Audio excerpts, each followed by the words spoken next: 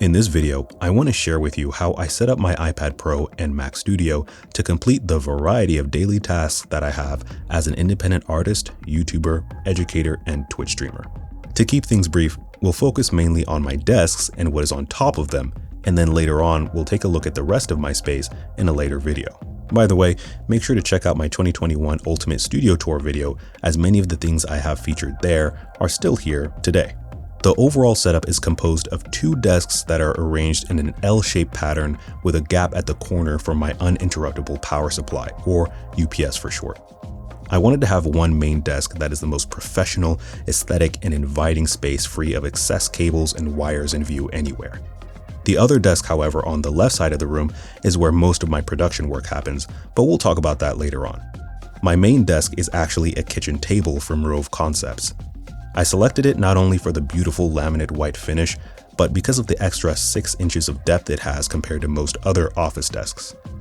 On top of it sits the centerpiece to perhaps my entire studio setup now, the Hexcal Studio Monitor Stand. This is a super-powered, super overkill monitor stand that features a dimmable and temperature-adjustable LED light strip, adjustable stainless steel legs, a built-in power strip, a key wireless charging surface, external data ports, and an internal cable management space. I would show you all that stuff, but I have it packed to the brim and perfectly managed and don't ever plan to mess with it again because it was a huge headache to put together. Basically, you have to try, fit things, replace things multiple times to get it to be perfect, but it's worth it. It's definitely not for everyone though, especially since it's still a startup company with this being their only product. But the second I saw it, I knew it was for me. Sitting on top of the monitor stand, we finally arrive at my M1 Ultra Mac Studio.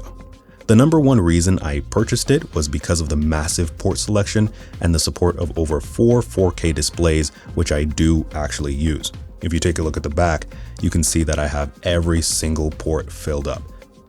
Because I create so much content from this setup, a device that can support so many high throughput devices connected all at once is a godsend.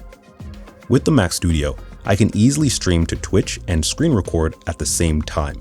This can be with 2 4K camera feeds and Photoshop running as well. It's also surprisingly capable for streaming games without a hitch from my PlayStation 5 using my Elgato HD60S Plus. On either side of my Mac, there are two 32-inch 4K Benq monitors, and although they are heavy and look comically large with my setup, the large amount of screen space they have is super worth it for me so far. On top of both monitors, I have the Benq Screen Bar Halo. They sent me one for this video, but I liked it so much that I purchased another on my own when I switched to a horizontal monitor setup. It comes with a cool little wireless puck that lets you change the brightness and color temperature without ever having to touch the physical light itself. These things are really great to have when it gets dark at night and you need to balance the lighting around you with the lighting of the monitor to avoid having eye strain. Let's get back for a moment to the overall design strategy for this desk. My goal this time was to have absolutely zero friction. My workflow tends to be quite modular, so I prefer having as much as I can within arm's reach. So if I want to switch from drawing to video editing or writing emails, I prefer to have plenty of space to move things around to convert my environment to best suit the task. My felt desk mat from Grove Made allows me to have clear visual markers to keep the strategy easy to implement. So to my left, I keep whatever books I'm currently studying from at the moment. Today, it's Stonehouse's Anatomy by Super Annie and Color and Light by 3D Total. On the surface of the mat itself, I have the full-size Apple keyboard and the new black Apple Magic trackpad sitting nicely in their respective Grove Made walnut frames. This is also where I keep the Park Slope stand by 12 South.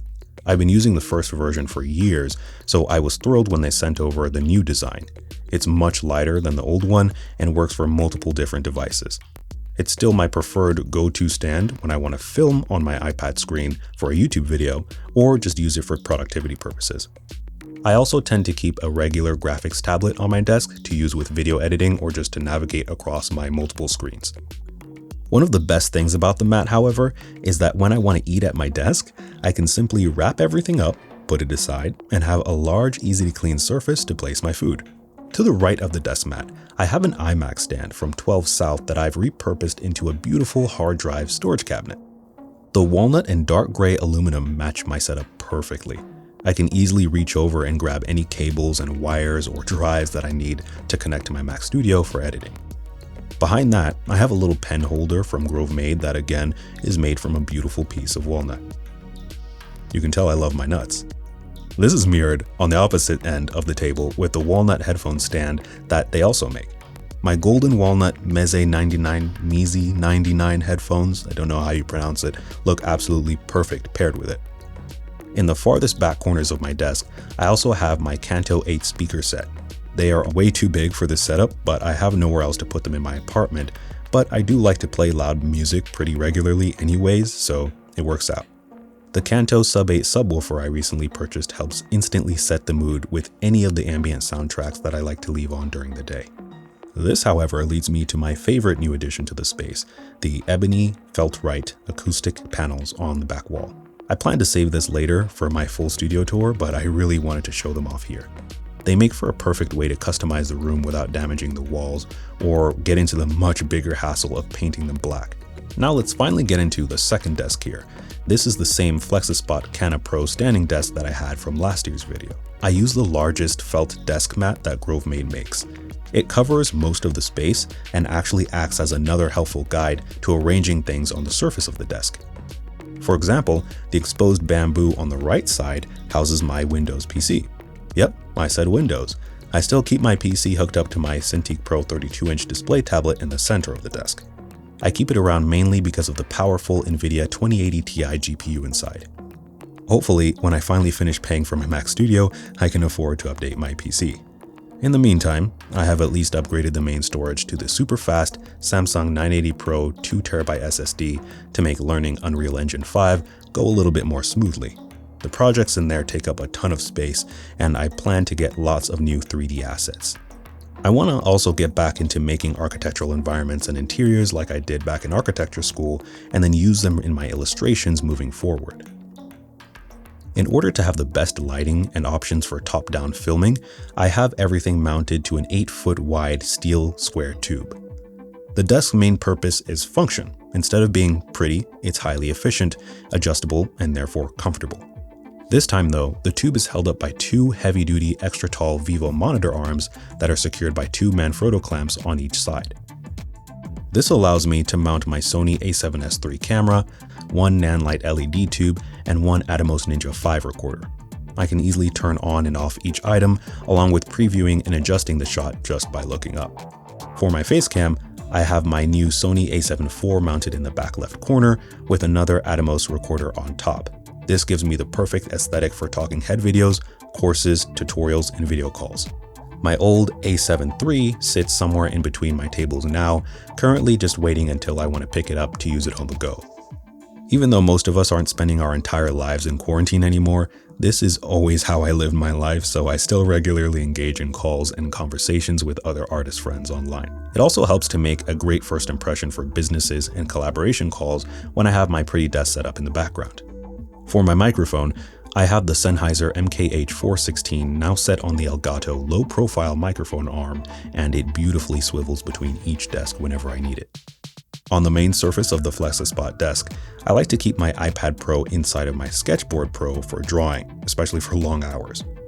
However, I also like to put my entire Sketchboard Pro setup on top of another stand for that perfect easel-like drawing experience. For the monitors, I have my Wacom 32-inch Cintiq next to another Wacom 16-inch Cintiq. Now, this definitely isn't the ideal combination of devices for this space, but it works perfectly for me since this is where I do most of my streaming on Twitch. And then the 16-inch is mounted vertically on another arm, which makes it super easy to use for reading chat as I draw. When I don't want to use my iPad, I can simply set my Sketchboard Pro down on the ground against the desk, and then I can set my iPad down on its Grove Made stand or put it back on my main editing desk. Then, I can bring my 32-inch Cintiq towards me and draw on it while I can use the 16-inch one as a second monitor if necessary. Both my Windows PC and Mac Studio are connected to this monitor, so I can also leave it back in the upright position and then use my new favorite keyboard, the new Logitech MX Mechanical. I really love the feel of the typing experience on the quiet tactile variant I have, and since it's wireless, I can move it around freely and switch between my Mac, Windows PC, and iPad Pro at the press of a button. Next to my keyboard or iPad, I have half of the Moonlander keyboard. Now this is my preferred keyboard macro device as it works with virtually anything you can plug it into. This includes my iPad and even my Samsung tablets. I hope you enjoyed watching my updated 2022 desk tour. I really wanted to go all out and make absolutely no compromises for my cyberpunk futuristic design aesthetic that I have. I am super proud of how nice it is to work here day or night and the super cozy vibe of being in a relatively small 10 by 11 foot room. Check out the links below to purchase any of the products I mentioned from Grove Made, 12 South, and Benq. There are also many little things that I did not mention that will be linked below, but I'll be providing a small Excel sheet on my Gumroad page for free, as well as many of the things that I can't remember to be included there. I'll also start trying to keep a list of my updated items on my website at ergojosh.com. Feel free to leave any questions you have about my setup in the comments, and I will see you all in the next one. Keep drawing and stay positive. Peace. I am slowly working on a Procreate course that's going to teach you how to do basically everything that I do in Procreate. So look forward for that. And that's basically what I'll be working on. So you might not see any videos for a while. But until then, know that something really cool is coming up. All right, take care.